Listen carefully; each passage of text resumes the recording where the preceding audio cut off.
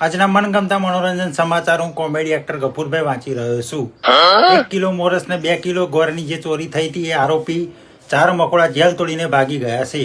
Police તેની શોધખોળ કરી રહી છે, પણ મકોડા હજુ હાથમાં આવ્યા નથી। દાદાગીરી કરતા આરોપી હોમટાભાઈને જામીન પર છોડી દેવામાં આવે છે। પહેલી વાર દાદાગીરી કરશે તો એમને 20 વર્ષની સજા પડી શકે એમ છે। મધમાખીઓએ જે પબ્લિક ઉપર હાહાકાર મચાયો હતો તો પબ્લિકે બાજભાઈનો કોન્ટેક્ટ કરીને તેમની સાથે સંપર્ક કરીને મીટિંગ કરી હતી। આજે પોતાનો બુલડોઝર લઈને મધમાખીઓના શેમાડામાં પહોંચી ગયો હતો। મધમાખીના સરપંચે માફી માંગતા જ કીધું છે કે હવે અમે પબ્લિક ઉપર કઈ આતંક હવે અમે કદી ફેલાવીશું નહીં। અમે અમારા પરિવાર સાથે સુરક્ષિત અમારા શેમાડા નગરમાં અમે રહી શકીશું।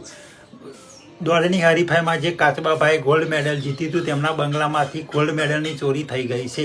સીસીટીવી કેમેરામાં ચોરી કરતા ડેડકાભાઈ હાથમાં આવી ગયા છે। કાચબાભાઈ નજીકના પોલીસ સ્ટેશનમાં ફરિયાદ લખાવતા કીધું છે કે મારું ગોલ્ડ મેડલ ડેડકાભાઈ ચોરી ગયા છે। પોલીસ તેની શોધખોળ માટે નીકળી ગઈ છે, પણ ડેડકાભાઈ હજુ હાથમાં આવ્યા નથી।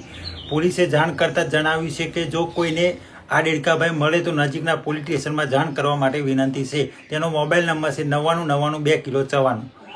નવરાત્રિમાં ગરબા ગાતા જે મકોડીબાઈને પગમાં ઈજા આવી હતી તે મકોડીબાઈને પોલીસ હોસ્પિટલમાંથી રજા આપી દેવામાં આવી છે।